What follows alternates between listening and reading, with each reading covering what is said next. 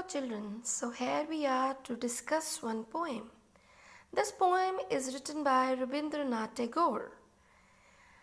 Before I even tell you the title of the poem, I would like you to try and understand what are the things we really need in our life to earn, to keep our life going. Is it gold, money, all the materialistic things? Even if your answer is yes, you are partially correct. But dear children, even more than money, we need, what we need is our health, is the spiritual beauty, the inner confidence. So this poem is really going to teach us that how to achieve that how to achieve the spiritualism, how to really gain the knowledge. So this is the poem. The name of the poem is Govinda's Disciple, and it's written by Rabindranath Tagore. So before starting reciting the poem and understanding the meaning, let's read something about the poet. Rabindranath Tagore was an artist and a philosopher. He composed music, songs, and wrote plays, story, poems, travelogues, and novels. The national anthems of India and Bangladesh were composed by him. His ability was not just limited to making literary creations, he was also a painter. He won the Nobel Prize for Literature in 1913 and was the first Asian to be honored with it. Tagore was popularly known as Gurudev.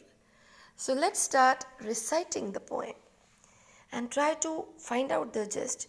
This poem is a really very thoughtful and a moral poem which gives us an insight of what is the real meaning of spiritualism and how we can achieve it. So let's start reciting. Far below flowed the Ganga, quick and clear, above frowned the jutting bank.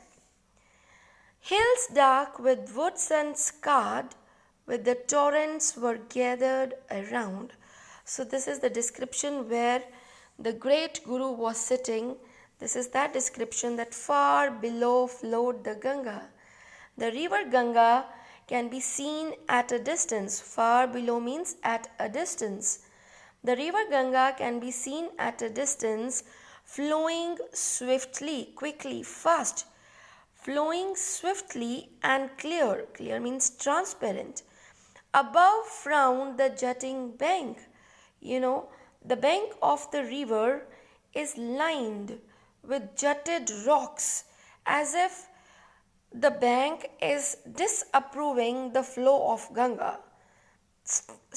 Like that, and the flow, that swift flow of Ganga, the jutting banks, that jutting bank here means the bank of the river is lined with that jutted rocks.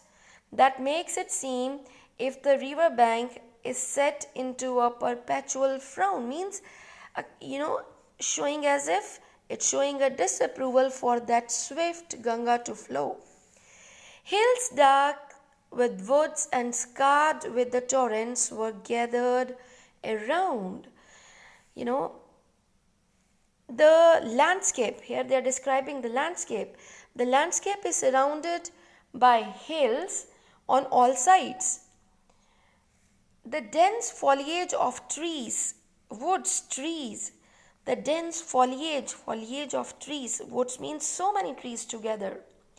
The dense foliage of trees here means hills dark with woods with so many trees, and scarred with the torrents were gathered.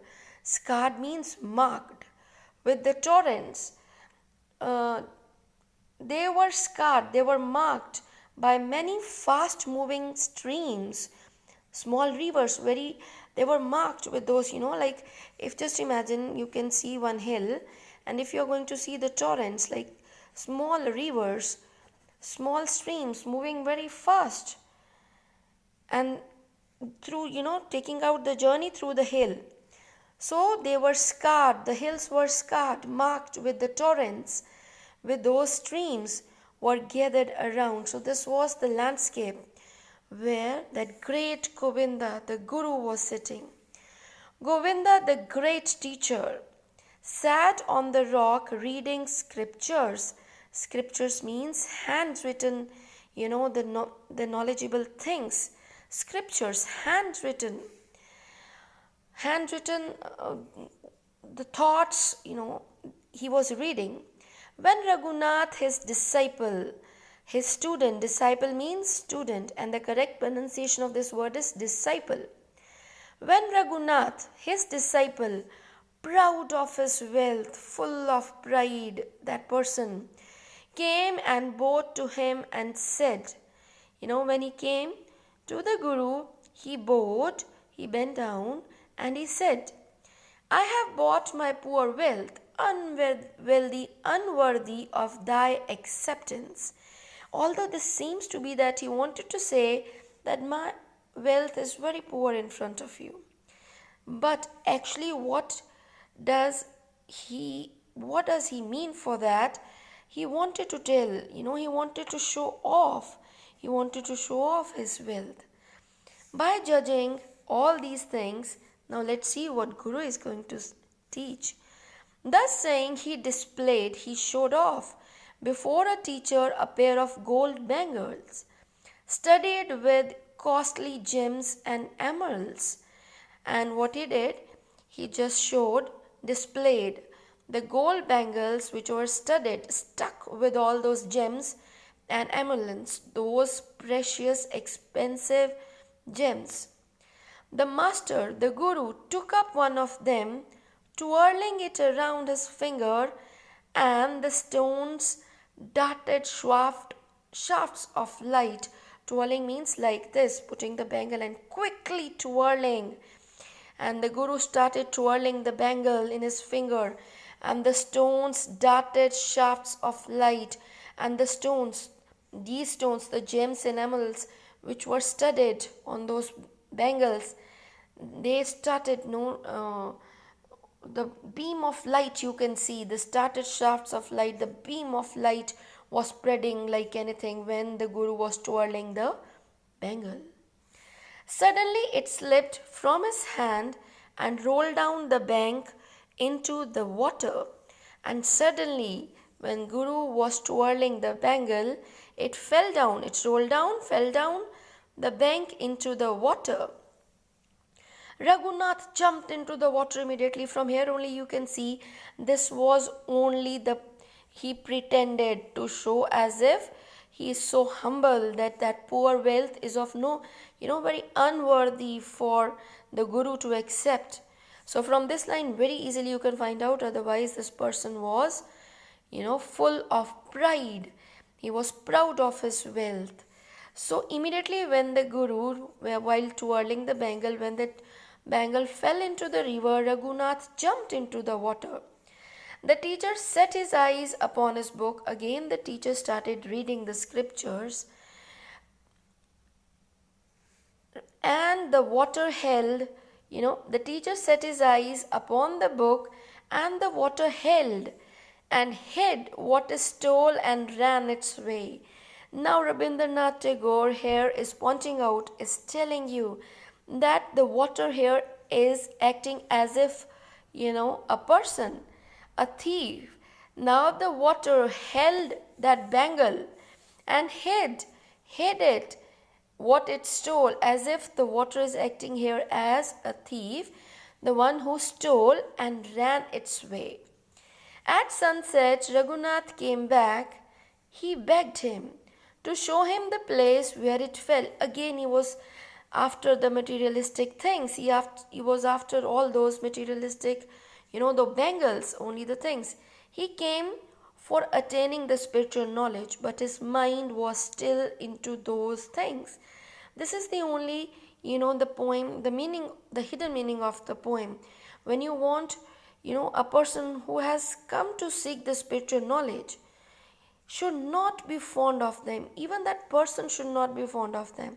Because for the great teachers, all these riches are of no use. They have attained that kind of spiritual level. They don't need all these riches, they only want the pure heart. He begged him to show him the place where it fell. The teacher took the other bangles. So this was the lesson what the teacher, that great Govinda, the teacher, taught him. The teacher took the other bangle and threw it into the water, saying, "There it is." So from the ending, very easily you can guess, like how the teacher wants to teach him a lesson, that Govinda throws the bangles into the river to make Raghunath understand that for a spiritual person, riches do not have any value. It's the only thing what the great teachers seek or want from the disciples. They only want the pure heart. So this was really a wonderful poem. Whenever you read it, you learn the things that really what we need our life to keep going, to be so positive. Thank you. God bless you.